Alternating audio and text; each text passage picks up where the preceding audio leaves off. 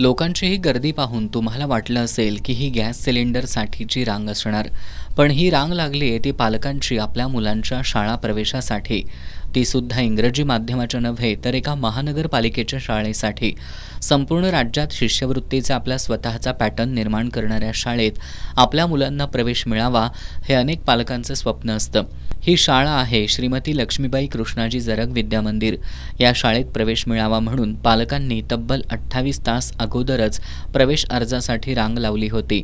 पहिल्याच दिवशी या शाळेतून इयत्ता पहिलीसाठी तब्बल 431 प्रवेश अर्जांचं वाटप करण्यात आलं, तर इयत्ता दुसरी ते सातवीसाठी 148 नवीन विद्यार्थ्यांची नोंदणी झाली आहे. माध्यम प्रतिनिधींच्या हस्ते प्रवेश अर्जांचं वाटप करण्यात आलं.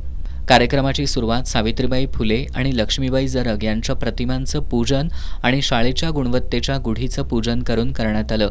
मुख्याध्यापिका नीता ठोंबरे यांनी यावेळी बोलताना विद्यार्थ्यांसाठी शाळेत नवनवीन उपक्रम राबवून शिक्षक त्यांच्यासाठी अहोरात्र कष्ट घेत असतात, त्यामुळंच हा शैक्षणिक दर्जा टिकून असल्याचं सांगितलं. एस न्यूजचे कार्यकारी संपादक बाळासाहेब काळे यांनी विधिमंडळाच्या अधिवेशनात शिक्षण मंत्री दादा भुसे यांनी जरगनगरच्या शाळेचा उल्लेख करणं हे अभिमानास्पद असल्याचं सांगितलं. 32 पटापासून सुरू झालेल्या शाळेचा आज वटवृक्ष झालाय. राज्यात रेकॉर्ड होईल अशी शाळेची 2500 पटसंख्या आहे. शाळेत शिष्यवृत्ती परीक्षेत विद्यार्थी चमकत असतानाच आता भविष्यात स्पर्धा परीक्षांच्या निकालांमध्ये सुद्धा या शाळेचे विद्यार्थी दिसतील असा विश्वास व्यक्त करत बाळासाहेब काळे यांनी शाळेसाठी वर्गखोल्या वाढवण्यात याव्यात अशी मागणी केली.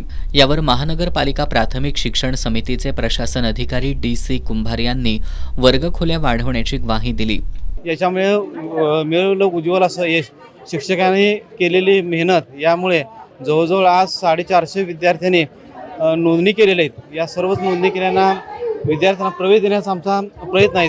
अपुरी खोल्या यामुळे थोड्याशा व्यवस्था कोलमडलेली दिसून येते, पण भविष्यामध्ये चांगलं सुसज्ज इमारत या शाळेसाठी करण्याचा आम्ही प्रयत्न करत आहोत.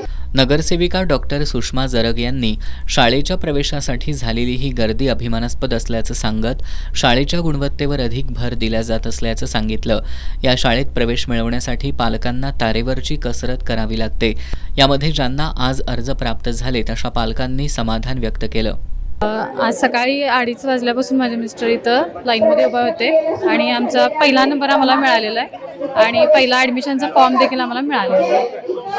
पहाटे 5 वाजल्यापासून मी ॲडमिशनसाठी येऊन थांबले आणि आज 6 वाजल्यापासून येऊन थांबले ॲडमिशनसाठी. काल टोकनसाठी थांबले होते, आज ॲडमिशनसाठी थांबले.